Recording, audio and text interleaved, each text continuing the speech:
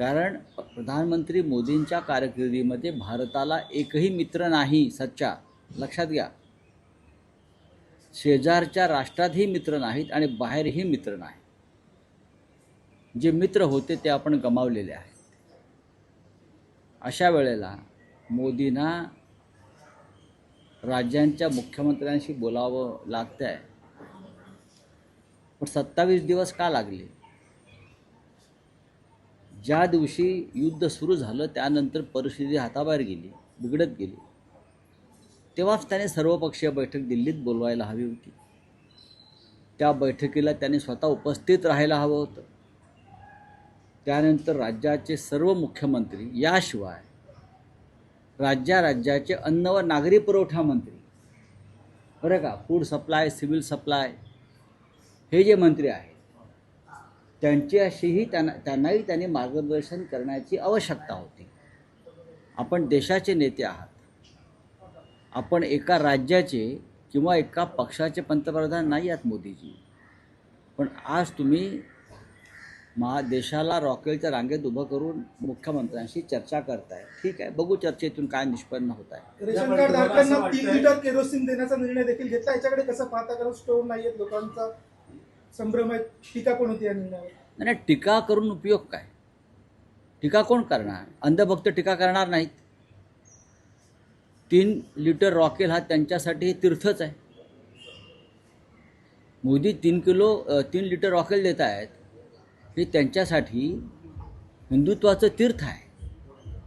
पण या देशातली सामान्य गोरगरीब जनता, मध्यमवर्गीय जनतेला सुद्धा आता यापुढे 3 लिटर रॉकेलवरती गुजराणा करावा लागत असेल तर देशावरती ही परिस्थिती आणि अवकळा फक्त मोदी राज्यामुळे आणि मोदींच्या चुकलेल्या नियोजनामुळे, नेतृत्वहीन कारभारामुळे ही परिस्थिती निर्माण झाली.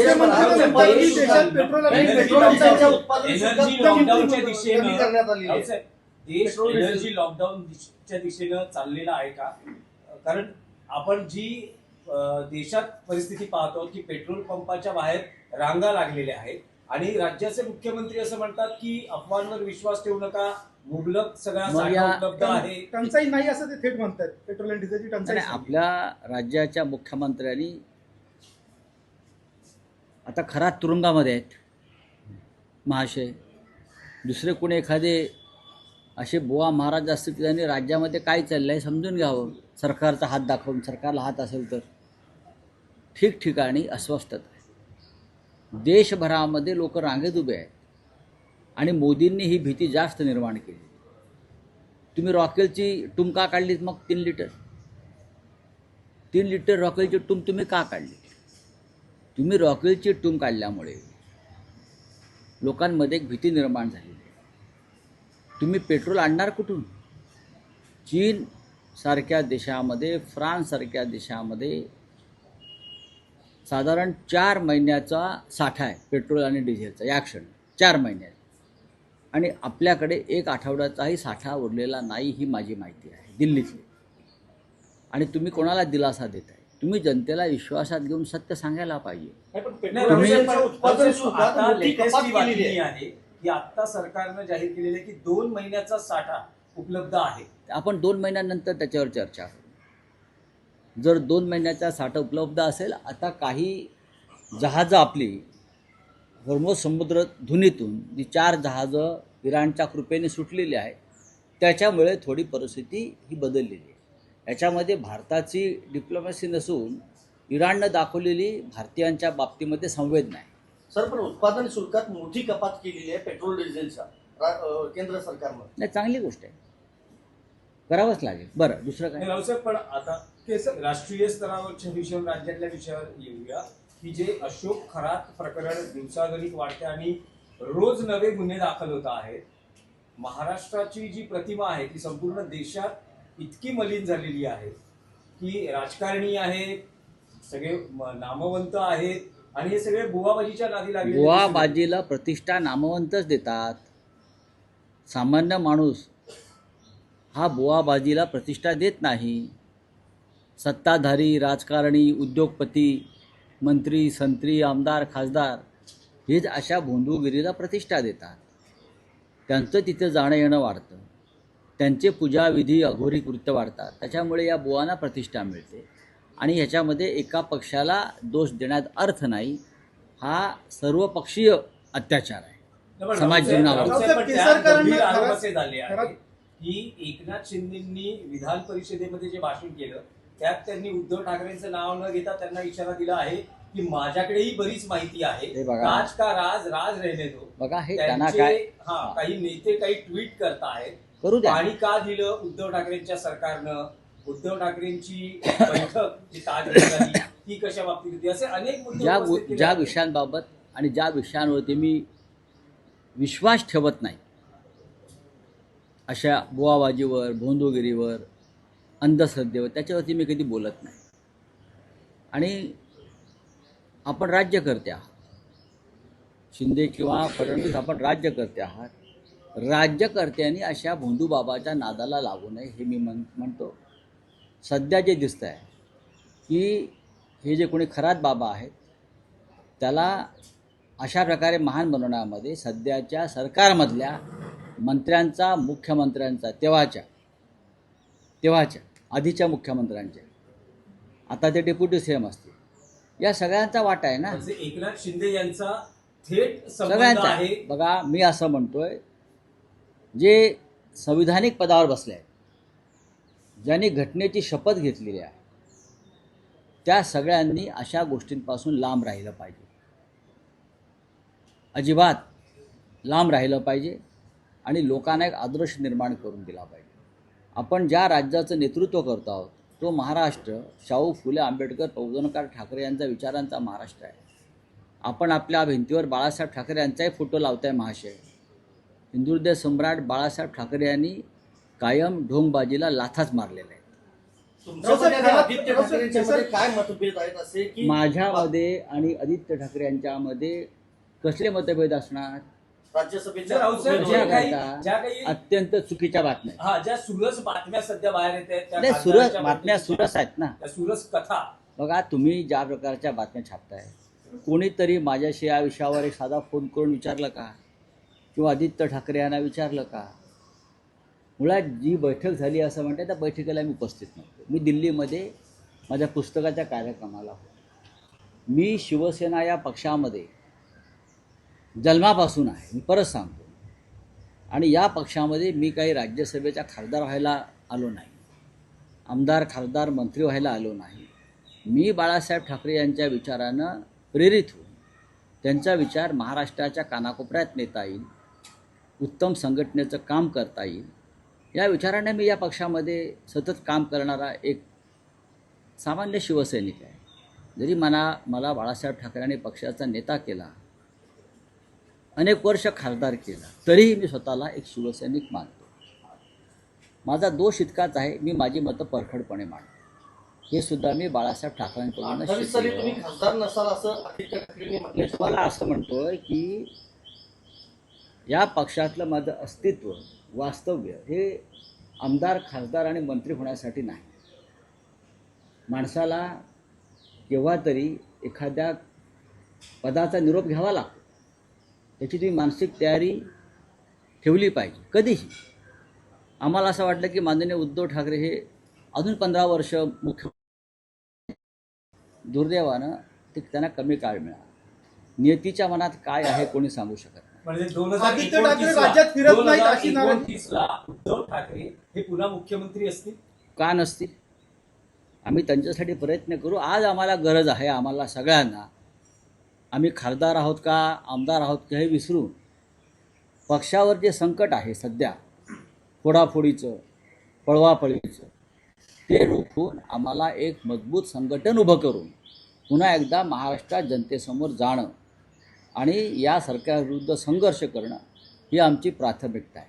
नाही, पण आदित्य राऊतसाहेब, ठाकरे जर तुम्ही राज्यात म्हणता फिरत नाही की अशी नाराजी व्यक्त केली जाते. 2029ला उद्धव ठाकरे हे पुन्हा मुख्यमंत्री असतील तर या मे मध्ये ज्या विधान परिषदेच्या निवडणुका होत आहेत त्यात उद्धव ठाकरे हे महाविकास आघाडीचे उमेदवार असतील आणि तीच तयारी 2029ची या मे महिन्यातल्या बघा, विधान परिषद निवडणुकीत असेल. नाही, एक लक्षात घ्या, माननीय उद्धव ठाकरे जेव्हा 2019ला मुख्यमंत्री झाले तेव्हा ते आमदार होते का?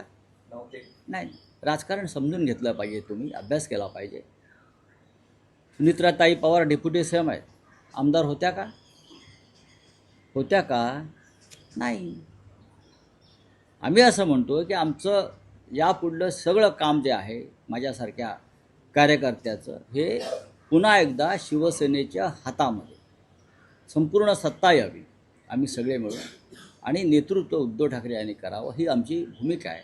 त्याच्यामुळे ह्या ज्या तुम्ही काय गोष्टी सांगता या पानसट आणि अशा गोष्टीकडे लक्ष द्यायला माझ्यासारख्या माणसाकडे वेळ नाही. तुमचे काही हितचिंतक सोशल मीडियावर अगदी ठामपणे असं सांगतायत की संजय राऊत हे शिवसेना उद्धव बाळासाहेब ठाकरे पक्ष सोडणार, असं काही तुमचे हितचिंतकच सोशल मीडियावर त्यांना सांगू द्या ना, हे अनेक वर्ष सांगत असतील, पण मी माझ्या बाळासाहेबांनी निर्माण केलेल्या पक्षातच आहे आणि राहणार आहे ना.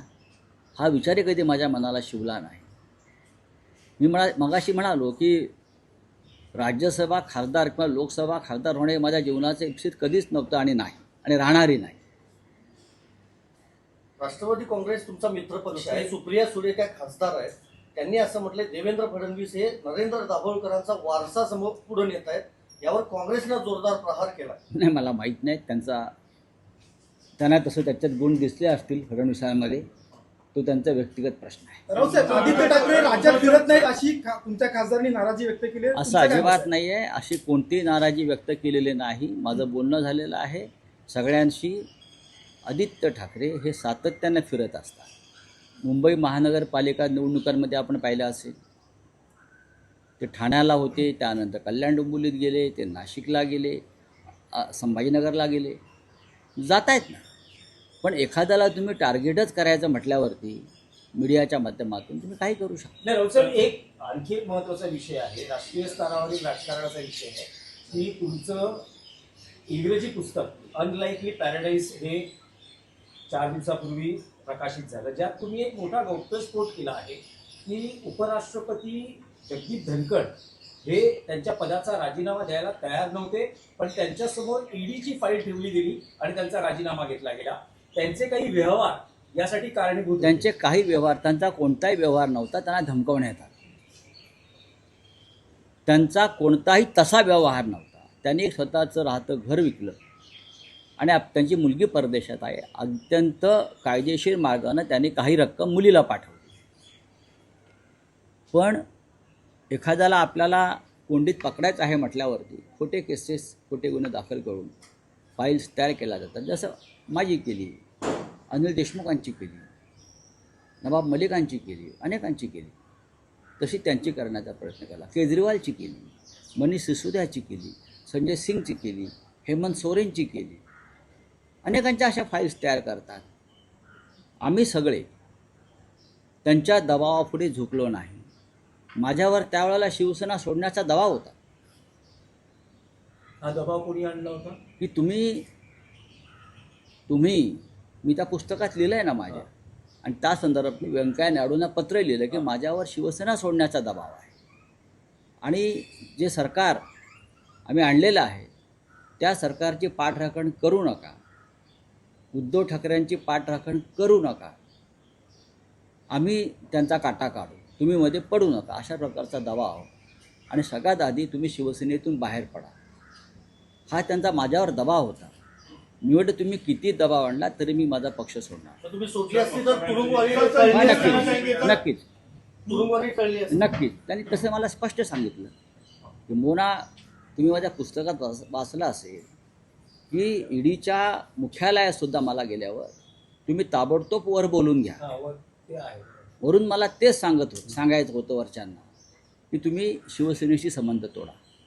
रावसाहेब, मुंबईच्या गुजरातीकरणाला वेग आलाय का? त्याच्यामुळे एक लक्षात घ्या, दबावाला बळी पडले आणि त्याला राजीनामा तेव्हा द्यावा तुम्ही जे म्हणताय ना हा प्रश्न, लागला. काही हितचिंतक म्हणतात मी शिवसेनेतून बाहेर पडणार. या पक्षासाठी आम्ही घाम आणि रक्त आणि तुरुंगवास सर्व काही सहन केले. नाही, पण मग जगदीप धनखड या दबावाला बळी पडले, त्यांनी जो राजीनामा दिला. शक्यता नाकारता येत नाही.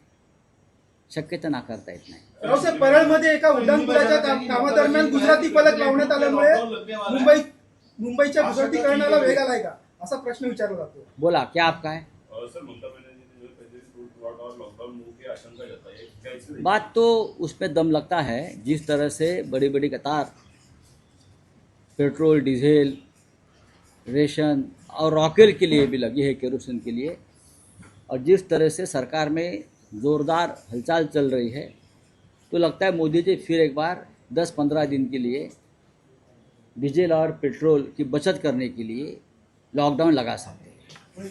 सर जिस तरह से PM Modi West Asia conflict CM की बैठक करवा रहे, किससे सीएम की बैठक करवा रहे, क्या आपको लगता है लॉकडाउन आएगा? बहुत देर हो गई, ये बैठक करने में बहुत देर हो गई।